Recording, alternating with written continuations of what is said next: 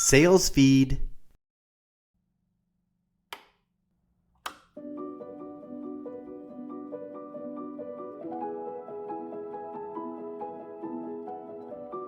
I once worked with a CEO named Rich, who used an interesting interview tactic. Here's how it went.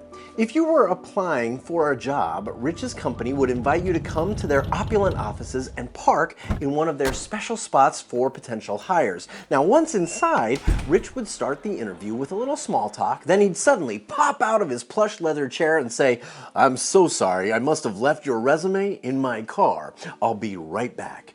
And Rich would disappear. On his way out to retrieve your resume, Rich would stop and peek through your car windows. Yes, he'd look inside your car. He didn't care about what kind of car you drove. He wanted to know if your car was littered with sticky notes, empty fast food bags, half-eaten bagels, and sweaty gym clothes. Now, after a few minutes, Rich would reappear in the office, resume in hand, and the length of the interview depended on how much you cared about your car's interior, because Rich held a firm belief that how much you care about everything is how much you'll care about anything. And I think Rich might have been onto something. How much do you care? Seriously. Because it's been my personal experience that the sales professionals who care are the ones I buy from. They're the ones who kill their quotas. So today, I'm going to tell you the real story behind one of the biggest brands in the world and why a man from Brooklyn cared so much that he traveled across the country and then across the world to change the course of retail history forever. I'm Andrew Davis, and this is how it all began.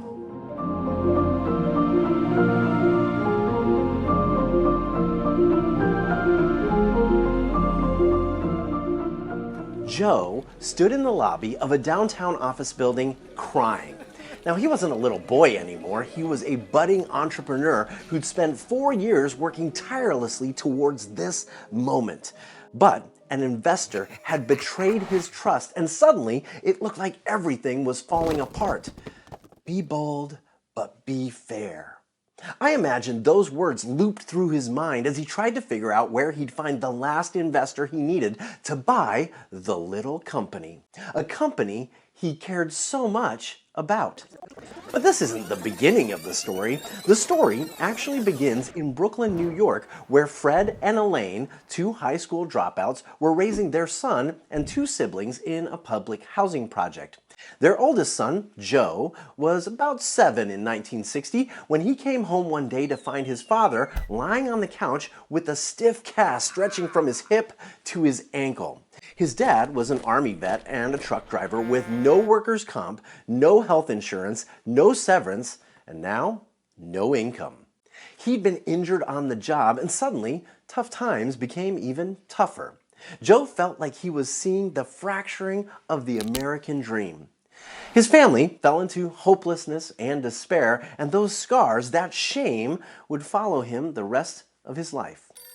It wasn't long before the debt collectors began to call constantly. Fred and Elaine couldn't handle the calls anymore, so they'd hand the phone over to Joe. And whenever things got too chaotic at home, Joe would escape to the safety of the stairwell. Here, he'd imagine a better life, not just for himself, but the whole family. Joe would go on to graduate from high school, and to pay his way through college, he worked as a bartender and even occasionally sold his own blood. He'd become the first in his family to graduate from college. And that's when he landed his first job as a salesperson for Xerox. Every day, he'd hone his cold calling skills selling word processors, which are kind of a precursor to the laptop. And while he was good at selling Xerox products, Joe didn't find the work fulfilling. What he did find fulfilling was his ability to send half of every paycheck home to Fred and Elaine in Brooklyn so the family could live a better life. A few years into the gig at Xerox, word of Joe's sales success had gotten around, and that's when a Swedish kitchen appliance manufacturer plucked him out of Xerox sales and into a new role as the head of U.S. operations. He hadn't been there long when he noticed something interesting. One particular client with just 4 small stores sold more kitchen appliances than anyone else in the country. He was curious. How could this little company sell more appliances than the entire Macy's department store chain? Joe wanted to find out, so he made the journey to the West Coast to see for himself. Little did he know, this visit would have a profound impact on his life. It was the 1980s, and Joe had never been to the Pacific Northwest before. He was excited to make the journey and show the owners of this little company that he cared about their business. In his mind, this was just good customer relations, but from the moment he walked into the store, met the owners, and spent the day talking shop, he felt like he'd discovered a new continent.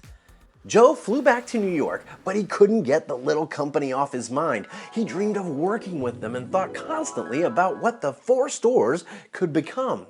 Something much bigger. So he pitched the owners on his vision and was hired as the head of marketing for that little company. He packed his bags, took a huge pay cut, and headed out west to see his vision become a reality. He knew the little company could go national, even international, and his plans only grew grander when in 1983 he journeyed across the Atlantic to see how others managed similar stores.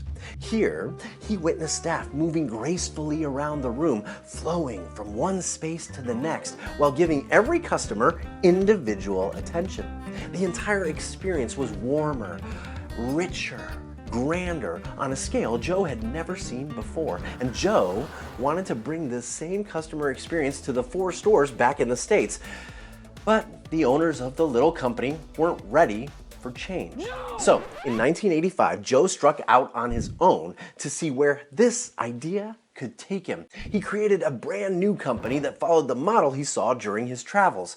Unlike the little company, his new company wasn't selling a product. It was selling an experience.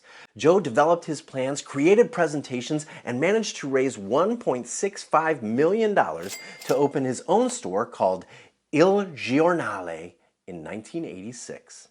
Then something incredible happened. The little company went up for sale, and Joe knew without a doubt he was destined to be its owner. Was Joe able to purchase the little company? And what retail behemoth did this eventually become? Well, we'll find out more right after the break. I'm Andrew Davis, and like you, I know that sales is a tough gig. It's competitive, mentally exhausting, and what works today might not work tomorrow. That's why we're here to help. Who's we? Well, we're Sales Feed, brought to you by Vidyard, and we believe in sharing ideas, stories, news, and entertainment to help you be more successful, to help you sell more tomorrow. Find us on LinkedIn, YouTube, Instagram, iTunes, or wherever you get your podcasts, or head over to salesfeedmedia.com and trade your email address to get the very best of Sales Feed in your inbox every single week. Sales Feed by Vidyard, because we could all use a better life in sales. It was 1987, and Joe was standing in the lobby of an office building crying. He wasn't just crying, actually. He was shaken to his core. His dreams felt ready to shatter, because just hours ago, everything seemed to be in place. The investors were all in, the money was all there, when out of nowhere, one of his biggest investors had decided to circumvent the deal and buy the company for himself. It was at this moment, teary-eyed in the lobby, that he cared more than that investor who'd betrayed his trust. He needed to remember his values. He needed to be bold, but still be fair. He needed to not give in. So 2 days later, Joe gathered his remaining investors and outlined a new plan for the purchase of the little company. Within a few short weeks, Joe was able to raise the $3.8 million he needed, and the little company was finally his. So it was August 18th, 1987, when the little company opened its doors under new ownership. By this time, Joe was 34 years old and strongly believed that if those around you have integrity, you will prevail. Under his leadership, the little company grew and grew. By the end of the 1990s, it had 2,000 locations across the globe. Each one was modeled after those romantic and community-focused stores Joe had seen on his journey all those years ago when Joe had visited 500 stores in Milan, Italy. And it was there he had experienced those beautiful European cafes for the very first time. Because really, the little company started out as a simple store to buy specially roasted coffee beans by the bagful and fancy Swedish coffee makers on the side.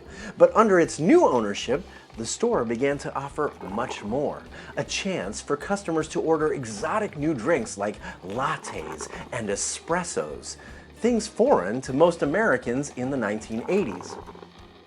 Between 2000 and 2007, the number of locations for the little company quadrupled with more than 15,000 cafes and sales surpassing $9.4 billion. But you probably know the little company by a different name, Starbucks. And the company's leader, a man who made his name selling cups of Joe, isn't named Joe at all. His name is actually Howard Schultz. Today, Starbucks can be seen dotting the street corners in thousands of locations across the country. An entire culture of happy coffee drinkers use these havens to work on their laptops, meet up with their friends, or simply sit and savor their favorite drinks. Through all this growth, Howard Schultz stayed true to his roots. You see, he cared more than the average salesman. Howard cared enough to travel the entire way across the country to find out why a little company, just a coffee bean roaster, was selling more drip coffee makers than Macy's. But he didn't just want to sell coffee as a commodity. Howard cared enough to craft a coffee experience. So how much do you care? Do you care more than every other salesperson in your market? Do you care enough to pay attention to how your accounts are doing after the sale? Do you care so much that you bother crafting an experience rather than just closing the deal? Imagine if Howard Schultz hadn't cared enough to pay a visit to that little company in Seattle all those years ago, because it was that moment, the moment he cared more than every other salesperson, that transformed Starbucks into the not-so-little company it is today. And that's how it all began.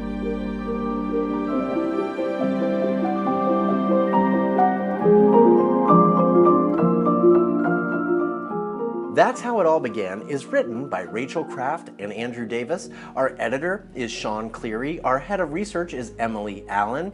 Our illustrator is Kelly Kingman. And our production manager is Elizabeth Davis. Our executive producer is Tyler Lessard. That's How It All Began is a production of Monumental Shift and is distributed by SalesFeed and Vidyard. Find us on YouTube, iTunes, and wherever you get your podcasts. Subscribe now so you don't miss the next episode of That's How It All Began.